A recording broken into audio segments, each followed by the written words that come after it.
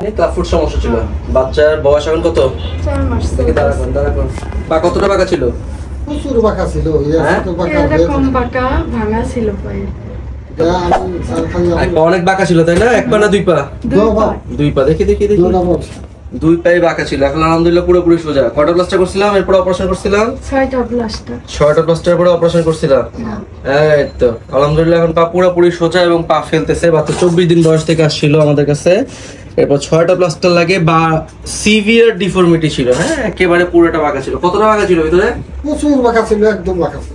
একদম বাঁকা ছিল। ছবি আছে বাঁকার? ছবি তুলে রাখেন না? খারাপ লাগছে ছবি দেখে দিলে। ডিলিট করে দিয়েছে। এখন আলহামদুলিল্লাহ বাচ্চা দাঁড়াইতেছে। এখন আলহামদুলিল্লাহ সুন্দর পা বসে, কোনো সমস্যা নাই, পুরোপুরি দাঁড়াইতেছে। 6টা প্লাস্টার, এরপরে অপারেশন। হ্যাঁ, সিভিয়ার ডিফর্মিটি ছিল, সিভিয়ার ক্লাস করতে হবে। আর বাচ্চা এখন জুতা পরতেছে রেগুলার, তাই তো? আর রোদে থাকে? রোদে থাকে না, রোদে রাখতে হবে একটু। হ্যাঁ, রেগুলার রোদে রাখতে হবে।